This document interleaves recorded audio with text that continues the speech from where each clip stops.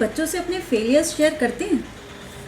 नमस्कार, मैं हूं मानसी भारद्वाज और मैं स्वागत करती हूं आपका अपने चैनल पर, जहां पर मैं लेकर आती हूं अपने टीनेजर्स की पेरेंटिंग से रिलेटेड अपने किस्से, अपनी हरकतें, अपनी होशियारी और अपने एक्सपीरियंसेस, जो कि हेल्प कर सकते हैं आपकी अपने टीनेजर्स की पेरेंटिंग की जर्नी में। मैंने आपसे एक क्वेश्चन किया है, क्या आप अपने फेलियर्स अपने बच्चों के साथ शेयर करते हैं? इसका बहुत बड़ा कारण है। मैक्सिमम लोगों का आंसर होगा नहीं, क्योंकि उन्होंने अपने फेलियर्स खुद कभी एक्सेप्ट ही नहीं किए। जब मैं छोटी थी, छोटे से बड़े होने के प्रोसेस में थी, तो मेरे जो भी फ्रेंड्स घर आते थे उनसे पापा एक ही क्वेश्चन करते थे, वो जो भी कुछ सीख रहे हैं उनमें उनके फेलियर्स क्या हैं।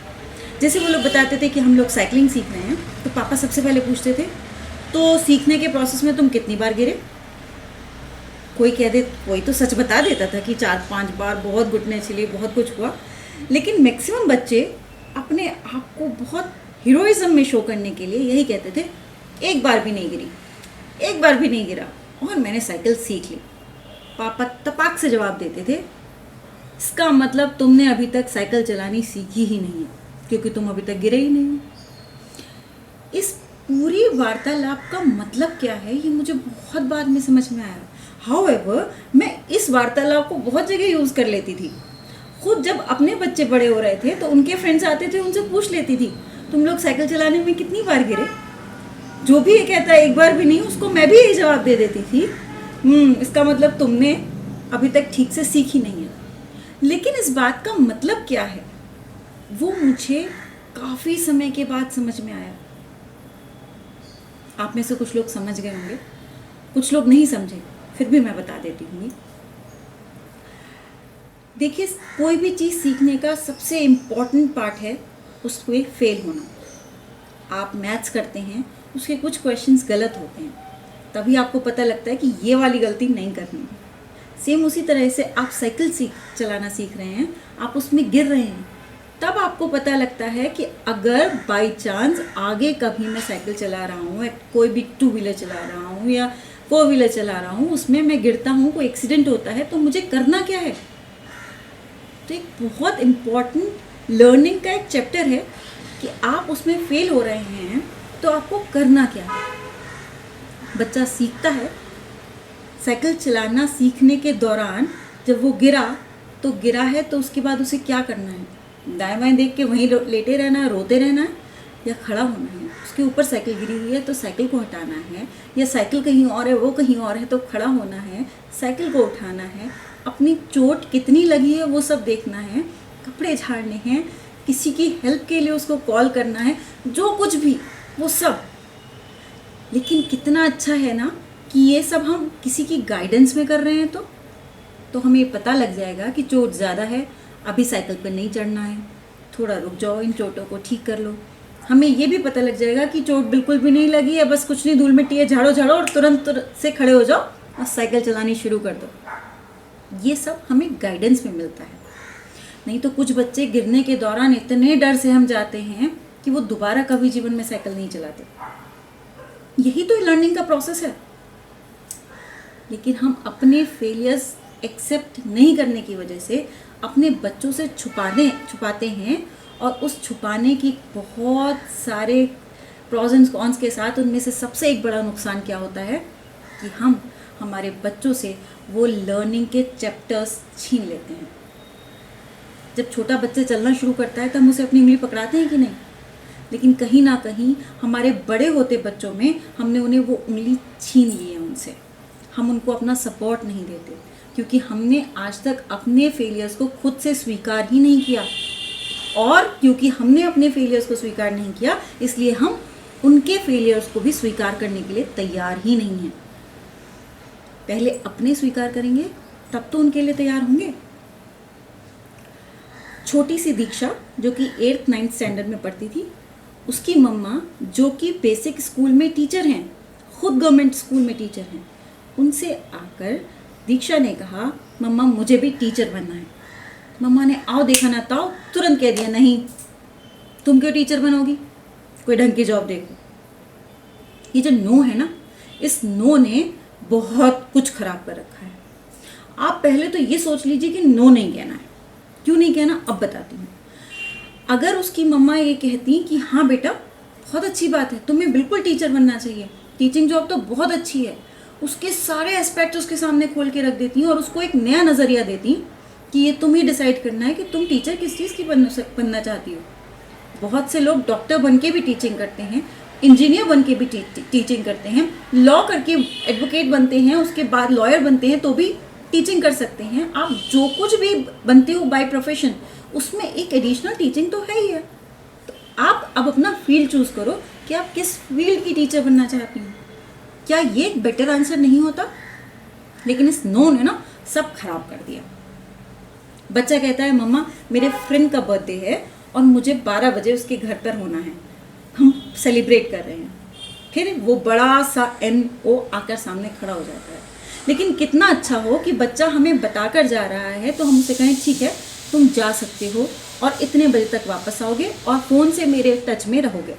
तो उसको पता है कि अगर कोई प्रॉब्लम है तो किसे कॉल करना है।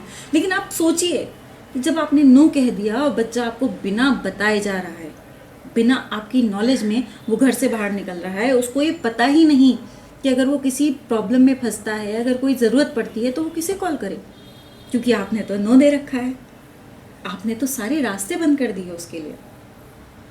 प्लीज़ अपने कम्युनिकेशन से इस नो को हटाइए, नंबर 1। और अपनी गलतियों को स्वीकार करने के बाद आप देखेंगे ये नो वैसे खुद ब खुद हट जाएगा। आप खुद ये जानते हैं कि जब आप अकेले निकले तो कितनी समस्याएं आई थी, इसीलिए आप उसे नो कह रहे हैं। तो पहले आप ये स्वीकार कीजिए कि अकेले बिना बताए जाने से मुझे समस्याएं आई थी, इसलिए मैं ये समस्याएं इसके सामने नहीं आने दूंगा। तो उसके लिए सॉल्यूशन क्या है? उसके लिए सॉल्यूशन ये है कि वो आपको बता कर जाए। वो जो कर रहा है वो हर बात आपसे शेयर करे, आप अपना सपोर्ट उसको बनाए रखें। कितना अच्छा होता है ना, बच्चे हमारी जानकारी में गलतियां करें, लेकिन वो हम गलती उन्हें करने की जगह ही नहीं देते, हम उन्हें गलती करने का स्पेस ही नहीं दे रहे हैं। हमने कह दिया नहीं तुम्हारी कोई गलती स्वीकार नहीं होगी। पर एक बहुत बड़ा लेसन है जो मैं आपके साथ शेयर करना चाहती हूँ। जितने भी पेरेंट्स हैं ना, उन्हें डिसअपॉइंट होने के लिए हमेशा तैयार रहना चाहिए, क्योंकि हमारे पास तो एक ही चीज़ है, नो। और अगर आपका बच्चा ओवर एंथुसियास्ट है, ओवर भी नहीं कहना चाहिए, एंथुसियास्ट है और उसको नई नई चीज़ें सीखनी है, उसको नई जगह एक्सप्लोर करनी है, उसको कुछ ना कुछ अपने आइडियाज़ पे काम करना है, तो उसे आपको डिसअपॉइंट करना पड़ेगा, क्योंकि आपके पास तो नो है। तो आप सबसे पहले रेडी रहिए अपने डिसअपॉइंटमेंट के लिए, क्योंकि आपका बच्चा आगे बढ़ना चाहता है, उसमें वो कैलिबर, उसमें वो टैलेंट, उसमें वो इच्छा बाय बर्थ है, वो हर बच्चे में है। अब 2 ही चीज़ें होती हैं, या तो वो आपको डिसअपॉइंट करके आगे बढ़ जाए, या वो आपके नो की वजह से अपनी सारी कैपेबिलिटीज़ को दबा दे और जीवन भर आपको ब्लेम करता रहे। जानते हैं क्यों? क्योंकि आपने अपनी गलतियां स्वीकार नहीं की, और अपनी गलती स्वीकार ना करने की वजह से आप अपने बच्चों की गलती को भी स्वीकार नहीं कर पाए। आज का जानती हूँ थोड़ा सा वीडियो जो है ना कड़वा हो गया है, पर ये बहुत ज़रूरी सीख है। Please accept your mistakes and be ready to accept your children mistake. बहुत बहुत ज़रूरी है। प्लीज़ उन्हें थोड़ा सा स्पेस दीजिए, थोड़ा एनवायरनमेंट क्रिएट कीजिए कि वो गलती कर सकते हैं, और उन्हें बताइए गलती करना बहुत ज़रूरी है। तुम गलती नहीं करोगे तो तुम पूरी साइकिल चलाना नहीं सीख पाओगे। पूरी तरह सीखने के लिए कुछ ना कुछ गलत होना ज़रूरी है, और ये तो सबसे बड़ी निशानी है आपके एक इंसान होने की कि आप गलती कर रहे हैं, और दूसरा कुछ सीखने की कि आप गलती कर रहे हैं। आप गलती कर रहे हैं इसका मतलब आप आगे बढ़ रहे हैं, आप कुछ नया सीख रहे हैं, और यही जीवन है। प्लीज़ उनसे उनका जीवन मत छीनिए। मेरा आप सभी से विनम्र निवेदन है कि आपने जो गलतियाँ की हैं उन्हें स्वीकार कीजिए, उन्हें अपने बच्चों के साथ शेयर कीजिए। देखिए आपकी और आपके बच्चों की जो बॉन्डिंग है ना, वो कहीं और किसी और लेवल पर पहुंच जाएगी, सिर्फ आपके एक्सेप्ट करने की वजह से। अपने आप को सिर्फ हीरो मत बताइए। अपने आप को अगर आप हीरो बता रहे हैं तो उसकी जर्नी शेयर कीजिए कि आप इस हीरो बनने तक पहुंचे कैसे।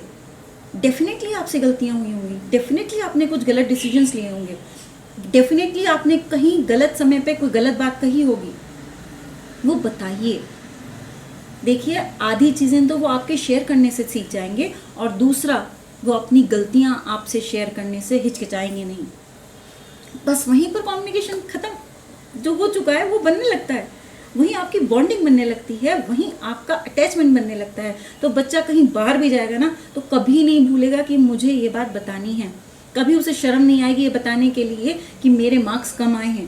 कभी उसे शर्म नहीं आएगी ये बताने के लिए कि मेरा साथ वाले लड़के बच्चे से झगड़ा हो गया है, जिसकी वजह से आज पता नहीं कितने बच्चे डिप्रेशन में और कितने बच्चे गलत गलत स्टेप्स उठा रहे हैं, क्योंकि हम उन्हें गलती करने की इजाज़त नहीं दे रहे हैं। प्लीज़ प्लीज़, आप सभी से विनम्र निवेदन है, अपने बच्चों को गलती करने की इजाज़त दीजिए, अपनी गाइडेंस में इजाज़त दीजिए। इससे बड़ा और इससे सही फैसला आप उनके लिए और कुछ नहीं ले सकते कि वो गलती कर सकते हैं। Give them permission. आज के लिए इतना ही। मैं मानसी भारद्वाज तहे दिल से आप सभी का शुक्रिया करूंगी, और आप सभी से निवेदन करूंगी, प्लीज़ अपने बच्चों से कम्युनिकेट कीजिए, अपनी गलती शेयर कीजिए, उनकी गलतियों को स्वीकार करिए, सुनिए, सिर्फ जज मत कीजिए। That's all for today. Thank you so much. Thank you everyone.